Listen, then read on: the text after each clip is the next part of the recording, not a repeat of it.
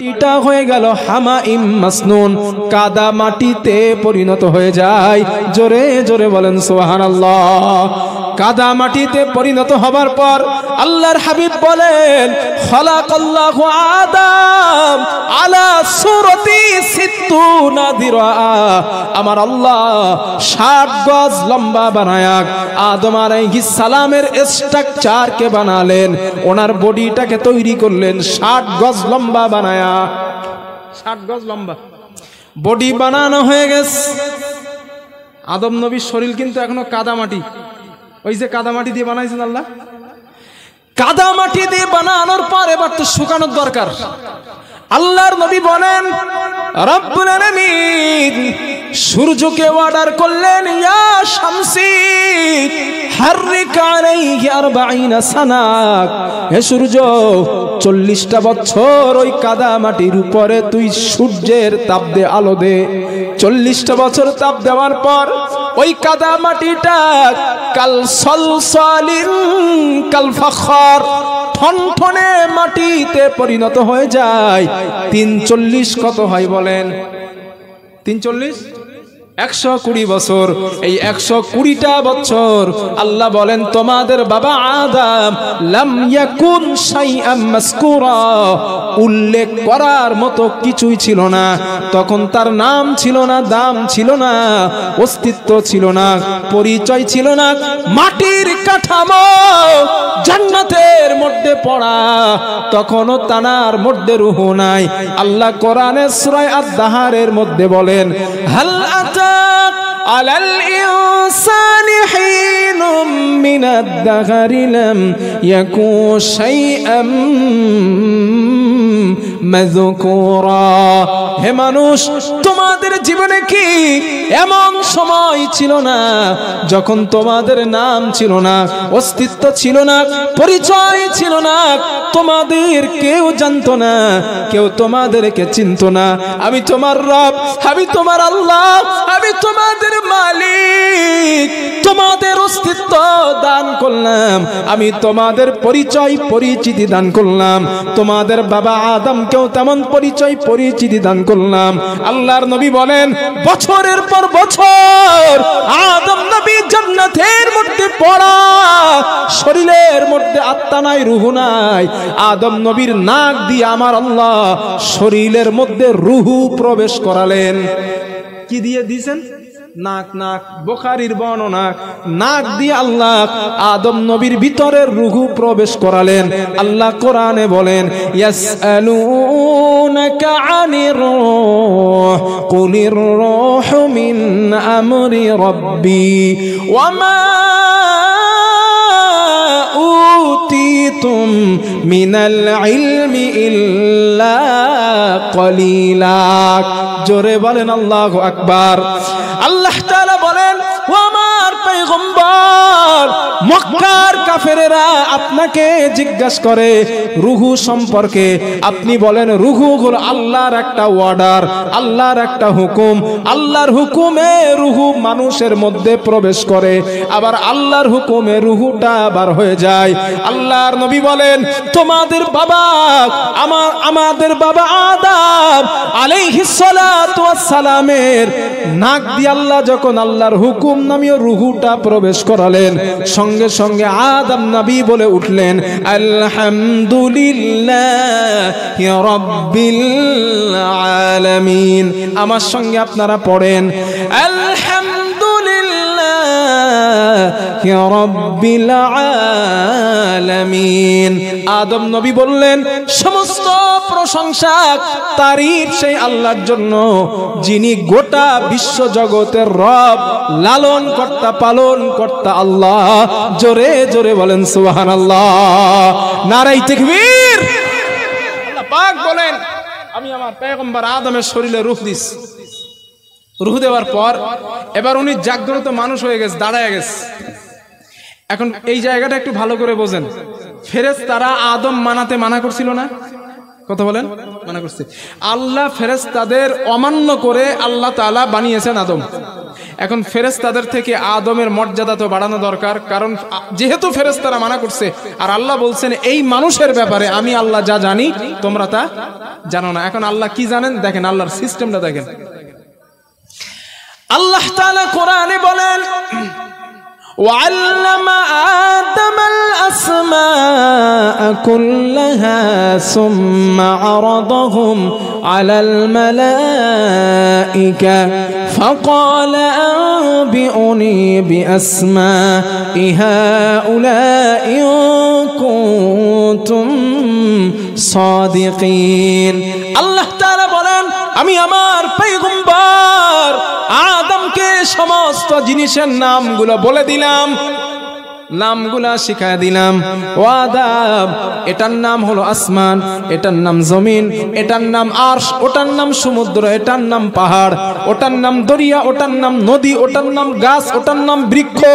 সমস্ত জিনিসের নাম আল্লাহ তাআলা পয়গম্বর আদমকে শেখায় দিলেন। শেখায় দেওয়ার পর এবার আল্লাহ ফেরেশতাদেরকে বললেন, হে আমার ফেরেশতারা, তোমরা এই জিনিসের নামগুলা আমার আদমের সামনে বলে দাও। আল্লাহ বলো দেখি। ফেরেশতাদের মাথা নিচু হয়ে গেছে, কারণ ওরা তো জানে না।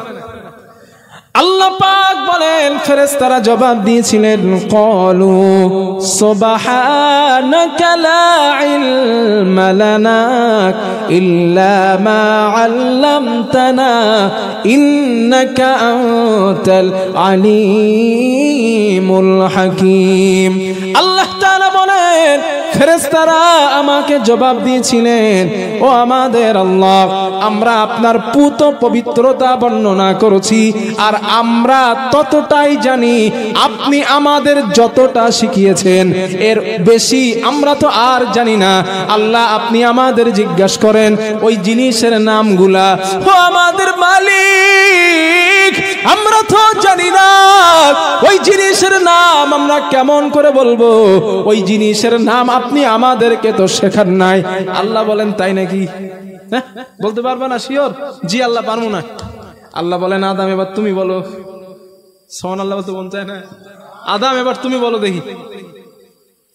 আদম নবী বলেন, আল্লাহ ওই জিনিসটার নাম আসমান, এটার নাম জমিন, এটার নাম আপনার আরশ, ওটার নাম লাউহে মাহফুজ, ওটার নাম দরিয়া, ওটার নাম জঙ্গল, ওটার নাম বৃক্ষ। ফেরেশতারা চিন্তা করে ঘটনা কি? এ তো একটু আগেই কাঠামো হিসাবে জান্নাতের মধ্যে পড়েছিল, এই তো উঠে দাঁড়ালো, মানুষ হলো, এত অল্প সময়ের মধ্যে এত নাম জানলো কেমনে? ওই যে আল্লাহ বলছিল এই মানুষের ব্যাপারে আমি যা জানি তোমরা তা জানো না। ফেরেশতাদের মাথা নিচু হয়ে গেছে। ভাইজান আপনার কাছে অন্য মাইক্রোফোন আছে? দেন, এটা চেঞ্জ করেন, এতে দম টানছে প্রচুর। আমি নাই যাই তাই করে কথা বলবো না, আমার পরের বক্তা কিন্তু বলতে পারবে না, প্রচুর দম টানছে। হ্যাঁ, একটু মাইক্রোফোনটা চেঞ্জ করে দেন। একবার একটু দরুদ শরীফ পড়েন, উনি মাইক্রোফোনটা একটু চেঞ্জ করে দেন। আল্লাহুম্মা সাল্লি আলা সাইয়্যিদিনা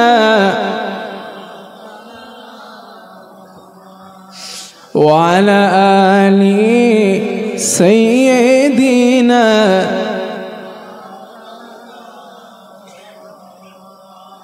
আল্লাহুম্মা সাল্লি আলা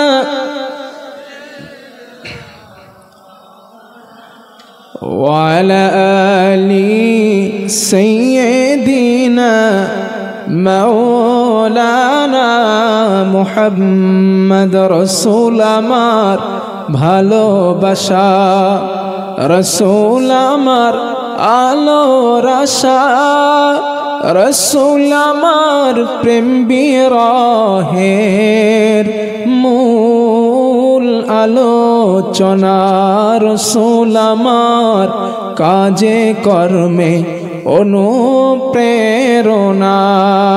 আল্লাহুম্মা সাল্লি আলা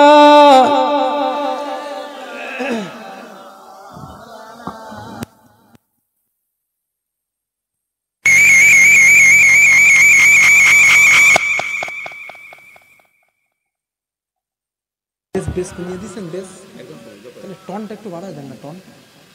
হ্যাঁ, টনটা একটুখানি বাড়ান, দম টানছে প্রচুর। আমার ভাইয়ারা, আল্লাহ তাআলা এবার আদম নবীরে কি বলছেন, আদম এবার জিনিসের নাম বলো, আদম নবী সব বলে দেস। ফেরেশতারা চিন্তা করে ঘটনা কি, বলে কেমনে, একটু আগেই তো মানব আকারে কাঠামো আকারে জান্নাতের মধ্যে পড়েছিল, আর এত তাড়াতাড়ি এত নামগুলা বললো কেমনে। ফেরেশতাদের লজ্জায় মাথা নিচু হয়ে গেছে। আল্লাহ বলে শুধু মাথা নিচু করলে চলবে না, তাহলে কি করতে হবে? আল্লাহ তাআলা বলেন শোনো, উসজুদু লিআদম ফাসাজাদু ইল্লা ইবলিস আবা ওয়াস্তাকবারা ওয়া কানা মিনাল কাফিরিন। আল্লাহ তাআলা বলেন আমার ফেরেশতাদের দল, আদমের সামনে মস্তকটা নিচু করে দাও, মানে আদমের সামনে সিজদায় পড়ে যাও। আল্লাহ তাআলা বলেন ফাসাজাদু, সমস্ত ফেরেশতারা আদমের সামনে সিজদায় পড়ে যায়, ইল্লা ইবলিস, মিস্টার ইবলিস সিজদা দেয় নাই। আল্লাহ জিজ্ঞাসা করছে সিজদা দিলি না কেন, কেন সিজদা দিলি না? ইবলিস বলেন আল্লাহ আপনি তারা সিজদা দেওয়ার জন্য আমারে বলছেন, খালাকতানি মিন নার ওয়া খালাকতাহু মিন তিন। আল্লাহ আমারে বানিয়েছেন, আমাকে বানিয়েছেন আগুন দ্বারা, আর আদমরে বানিয়েছেন মাটি দ্বারা। আমার কাজ ঊর্ধ্বমুখী, আদমের কাজ হলো নিম্নমুখী। আনা খায়রুম মিনহু, আমি আদমের থেকে অনেক ভালো। নাউজুবিল্লাহ বলেন। আল্লাহ পাক সহ্য করতে পারলেন না, আল্লাহর গুসা হয়ে যায়, আল্লাহর রাগ হয়ে যায়। আল্লাহ রাগ করে ইবলিসকে বললেন, ইবলিস ক্বালা ফাখরুজ মিনহা ফাইন্নাকা রাজিম, হে অভিশপ্ত দূর হয়ে যা, বার হ আমার দরবার থেকে, বার হ।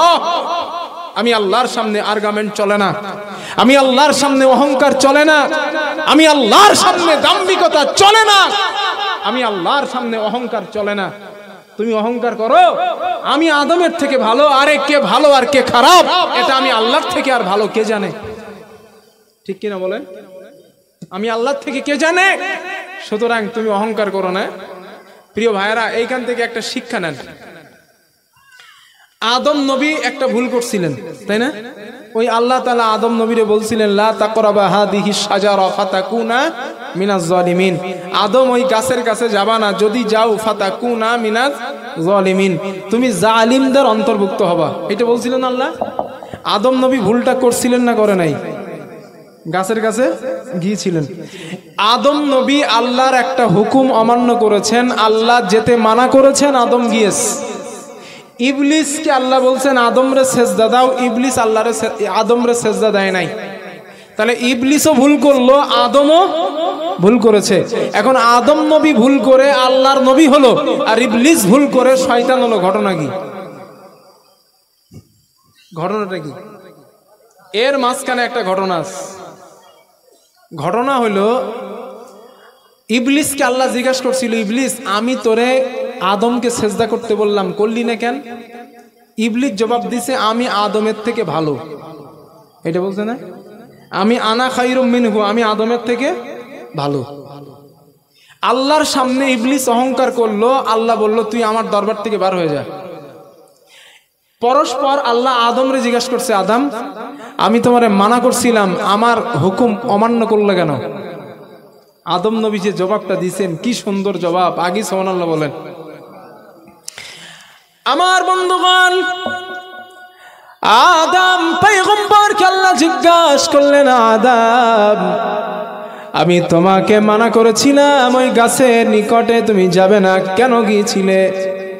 আদম নবী জবাব দিয়ে বলেছিলেন, ক্বালা রাব্বানা যালামনা আনফুসানা ওয়া ইন লাম তাগফির লানা ওয়া তারহামনা লানাকুনান্না মিনাল খাসিরিন। আদম নবী বলেছিলেন, হে আমার রব যালামনা আনফুসানা, আমি আমার নফসের প্রতি জুলুম করলাম। ওয়া ইল্লাম তাগফির লানা, যদি তুমি আমাকে ক্ষমা না করে দাও, ওয়া তারহামনা, আমার প্রতি যদি রহম না করো, লানাকুনান্না মিনাল খাসিরিন, আমি ক্ষতিগ্রস্তদের অন্তর্ভুক্ত হয়ে যাব। আদম নবীকে আল্লাহ জিজ্ঞাসা করলেন, ভুল করছো কেন? আদম নবী সারেন্ডার করলেন, মাথা নত করলেন, আল্লাহ ভুল করে ফেলেছি, আমাকে তুমি মাফ করে দাও, আমার প্রতি রহম করো। আল্লাহ পাকের সামনে সারেন্ডার হওয়ার কারণে আল্লাহ আদমের ভুলকে ক্ষমা করে দিলেন। আর ইবলিস ভুল করার পর আল্লাহর সামনে আর্গুমেন্ট করলো, অহংকার করলো, এই জন্য আল্লাহ তাকে আজাজিল অভিশপ্ত শয়তান বানায়া দিলেন। এইখান থেকে শিক্ষা হলো, অপরাধ যদি হয়ে যায়, অন্যায় যদি হয়ে যায়, আমরা আল্লাহর সামনে মস্তককে অবনত করব, আল্লাহর সামনে আর্গুমেন্ট করব না। না না, আমি তো ভালো মানুষ, আমি আল্লাহ বলা মানুষ, আমার কোনো গুনাহ নাই, ওই মানুষটা খারাপ, ওর থেকে আমি অনেকটাই ভালো, এই কথা বলা যাবে না, কারণ এই কথা ছিল শয়তানের কথা। ঠিক কিনা বলেন? এই কথা ছিল শয়তানের। আমাদের মধ্যে কিন্তু এটা একটু 5 ওয়াক্ত নামাজ পড়ে হস্টস করে আসছে, একটু দান সাদকা করে, হয়তো রাস্তায় একটা লোক বিড়ি খাইতেছে, শালা তুই ওই বিড়ি খাস? হ্যাঁ, আমি 5 বার হজ করছি জানিস, 5 ওয়াক্ত নামাজ পড়ি, তুই মরলে জাহান্নামে যাবি তুই। এমন কথা বলে না? আরে মানুষ, আল্লাহর কাছে ওই মানুষটা কোন অপরাধের, কোন নেক আমলের কারণে আল্লাহর কাছে ভালো, এটা আমি আপনি জানি না? জানি না। আপনি সারা জীবন নামাজ পড়তেছেন, নামাজ পড়ে পড়ে কপালে কালো দাগ ফেলে দিয়েছেন, 5 বার হজ করেছেন, দান সাদকা মাশাআল্লাহ বিরাট করেন, কোনো একটা দিন আল্লাহর সঙ্গে গোপন শিরিক করে ফেলছেন, নিজের অজান্তে জানেন না। আপনার এই ইবাদত আল্লাহর কাছে চুল পরিমাণের মূল্য নাই। আর একজন অপরাধী সারা জীবন নামাজ পড়ে না, গুনাহ করে আসছে, একদিন হয়তো এমন একটা কাজ করছে, ওই কাজটায় আল্লাহ তার প্রতি খুশি হয়ে গেছে। এমন আছে না? আছে না? এমন একটা বুখারীর দৃষ্টান্ত দেই, আরো ভালো বুঝবেন।